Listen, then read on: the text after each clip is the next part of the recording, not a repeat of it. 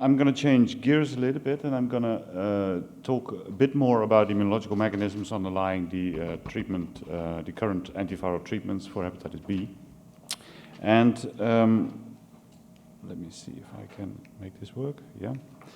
So one of the things that all chronic viral infections have in common is, and you're well known of that, is that the immune system is insufficient to clear the virus. And over the years, a lot of studies have been published on that. I'm sure you will hear more about that. But more or less, most of the components of the, of the immune system have been shown to be somehow impaired or altered as a consequence of the chronic infection. That has been shown for hepatitis C, for HIV, for HBV as well.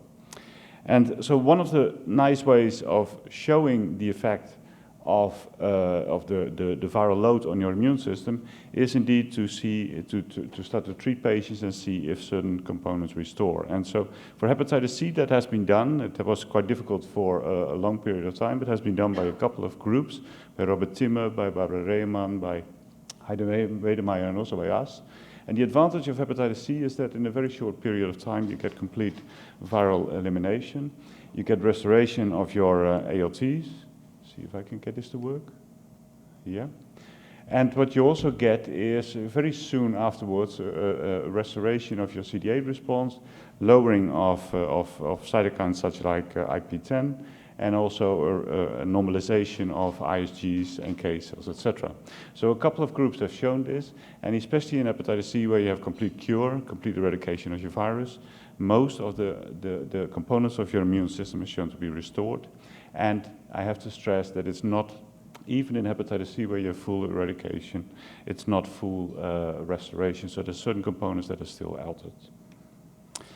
For hepatitis B, as just mentioned, the treatments are interferon and nucleoside analogs. These kind of studies have been done as well. And I'm going to briefly show a couple of slides on PEG interferon. That's a study performed by the group of Malamaimi. And especially because PEG-related interferon is such a very important immunomodulatory component, the effects on your immune system are clearly visible and easily detectable. And what the group of Mala showed is that when you look at the effects on CD8 responses, total CD8 responses, then as a consequence of the interferon treatment, you get a reduction of your number of CD8 positive T cells.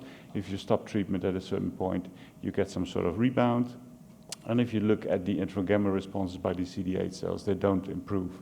So it looks like on the CD8 response, you get weaker responses when you treat with interferon alpha. This is in contrast to what you observe when you treat, when you look at NK cells, because in the NK cells you see an increase of the number of bright NK cells, so you see an increase of the CD56 bright NK cells. Also this, when you stop treatment at a certain point, goes down again. You also see an increase of the number of trail and the number of interferon gamma positive cells, clearly suggesting that the effect of PEG-related interferon on the NK cells is an increase of the, especially of the numbers, but also of the activity of these cells. I think these, so the effect of nukes is a little bit less strong, especially because nukes themselves don't have very potent immunomodulatory activity. So what I will do is, just by going through these 4 different cell types, show a little bit of data on what has been shown for T cells, NK cells, MAID cells, and B cells on following nuke treatment. The problem, of course, and the difference with hepatitis C is that although you have very nice viral replication, almost all the patients get total elimination or suppression of the virus, you still have your HBs levels hanging around. And that definitely could have an effect on the immune system. I'm sure that, I think Adam has the talk later on today. We will hear some more about the effects of S on the immune system. A study from a couple of years ago by Calaverari's group very nicely showed that, and this was known for a long time already, that in the chronic phase of an infection, whether or not it's the E negatives or the inactive carriers, the T cell responses, the CD4 and CD8 T cell responses are very weak. If you look at patients treated with interferon, he saw a small increase of these responses after treatment. But when you look at what the effects of nukes is, then what was clearly shown is both in the E-negative in both groups you see an increase of your responses, of both your CD4 and CD8 responses, and those responses were highest in patients that experienced S loss. What is important, I think, to mention is that the responses don't increase in all patients because you have quite a bit of variation when you look at those responses. And this is, I think, a nice study by Mala's group. If you pick out two patients, I also have some problems with the pointer. If you pick out two patients, then although the effect of your restoration of your CD8 response is transient in this case. So you do see at a certain point that there is a decline of your CD8 response again in this patient. So it doesn't mean that responses are strong continuously all the time. At a certain point you may experience a decline. These were 7 patients, and what you see here is after 13 to 18 months of treatment of nukes that your CD8 responses are not much stronger anymore. This was done by a different group a bit earlier, Recupolo. What they also found is this was lamivudine treatment. What they also saw is that over time you have a transient effect because at a certain point your CD8 responses are a bit declining. The mechanisms how you get this restoration, this T-cell restoration, are very unclear because in all these situations you still have very high HBs levels. So the S levels are still high, but it could, and that is purely speculative, it could be also the result of inhibitory factors, etc., like Tregs, because what you do find also in following treatment, there are a few studies on that, is that you have the higher levels of the regulatory T cells that you have at the start of treatment decline over time during the course of nuke treatment. For NK cells, the effects of nuke treatment are a bit more modest. What I think both Mala's group and our group did quite a bit of work on that. What we found is that there was a small increase of interferon gamma production by NK cells. This was 6 months on treatment. Here, this is a study by Peppa some time ago. There was only a small but non-significant increase of interferon gamma responses, but there was a decline here of your trail and of your number of CD56 bright cells. So the effect on interferon gamma by NK cells following treatment, on treatment, was very mild. And also Calavarari's group recently showed that the effect is indeed not very big if present. And he also showed, same as what Mala showed, the decline of your trail positive NK cells. What we did is we looked in the liver of patients with chronic hepatitis B and followed patients during the course of treatment. We also looked in blood of these patients, and we were mostly interested in what happens in the liver and blood during the course of treatment. And we looked at a couple of parameters, but what you can clearly see in these tenofovir-treated patients, as expected, steep decline of your HBV DNA and a decline of your ALT levels, so successful treatment. But when you looked at the frequencies of NK cells in blood and liver, we did not see much of an effect. So they were very stable. Also, when we looked at activation markers changing as a course of nuke treatment, we did not see any effect at all, not in blood and also not in the liver.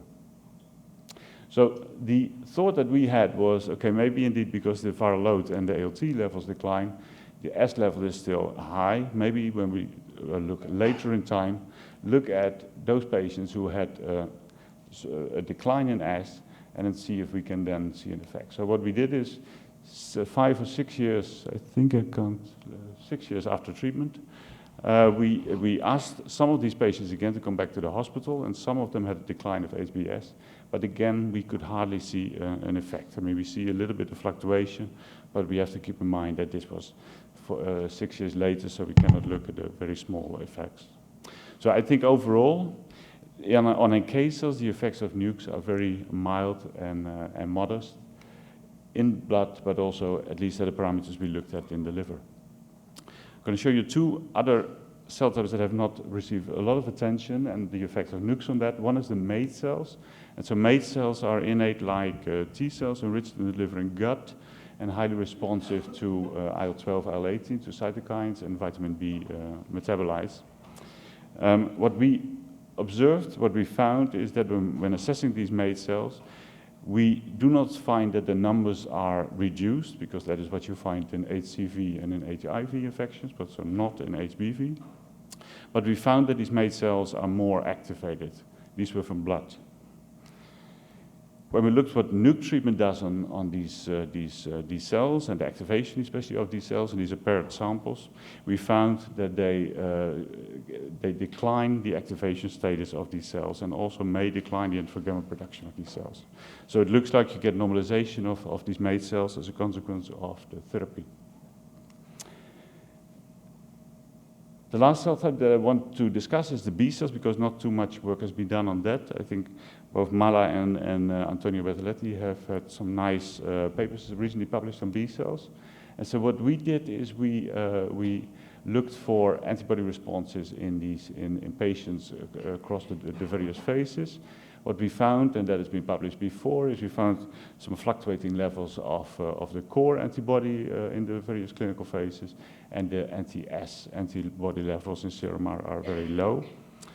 We detected the core-specific B cells in blood of patients, and again looked for the clinical phases, and we found, a bit similar as what we found for the antibody responses, that you get fluctuating levels of core-specific B cells in blood of these patients in the various clinical phases. We did some ELI spots, and this is also the frequency. So again, looking at the frequency and comparing that to the frequency of S-specific B cells, then what you can clearly appreciate here is that the S-specific B cells are present in much lower frequencies, because if you plot them in the same plot, then you can see that the S are really low, and the anti-core specific B cells are really high compared to when comparing the two populations. Looking then again what the nucleotide treatment does on these B cells, then what you find here, what you see here is that and we compare them to the two populations that have been treated, that are frequently treated with nukes, so the immunoactive and the E-negative hepatitis, because those are the populations that we treat with nukes. What you do see is that there is a reduction, a decline of the number of core-specific B cells following treatment with nukes. Also the activation memory B cells decline, resting memory B cells decline, and also in an ELI spot we also observe that the spot-forming units that you find also decline as a consequence of successful treatment with nucleoside analogs.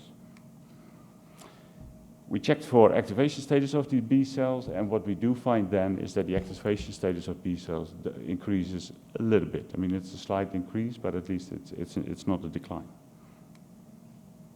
So I would like to summarize this a little bit by showing it. At least what I try to do is give you a little bit of an overview of the data that is around. Pegylated interferon, as you all know, also targets cccDNA, but one of the activities that really stands out is that it stimulates NK cells.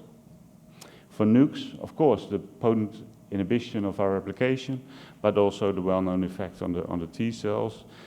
It may be transient, but at least there is restoration of the T cell responses.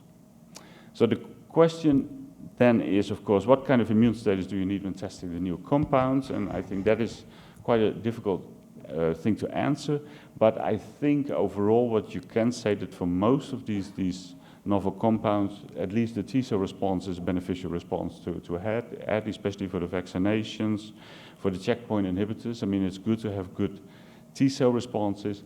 And what you may also want to do at least is to lower your viral levels and to reduce the inflammation that you have in the liver to a certain extent. So I think the nuke treatment in this case, where you reduce your inflammation of the liver, you strengthen your T cell response, is definitely a beneficial effect that you want to achieve. I think this is my last slide. There are a few things that may be important to say in this respect. First of all, that most of the studies, not all the studies, but most of the studies have a cross-sectional nature.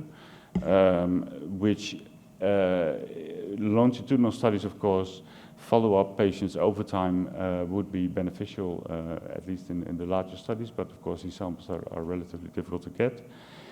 Even in hepatitis C, there is partial recovery, so not full recovery, but partial recovery. So there's still some effects that don't completely normalize following clearance of hepatitis C. And what I put down here is an old slide that we had, in which we looked many years after a clearance of hepatitis C, if there was still, if the liver normalized with respect to the presence of regulatory T cells, and we always found that even if you look 4 years after clearance of hepatitis C, that you still are not back to the normal situation with respect to inflammation or the presence of regulatory T cells in these livers. Mention as well, so there's very little information on the liver, so we definitely have to get a bit more studies on that. And I think also the studies on treatment causation, as nicely mentioned in the previous talk, are highly informative with respect to the nuke mechanisms of immune control. I think this is what I wanted to share with you. Thank you.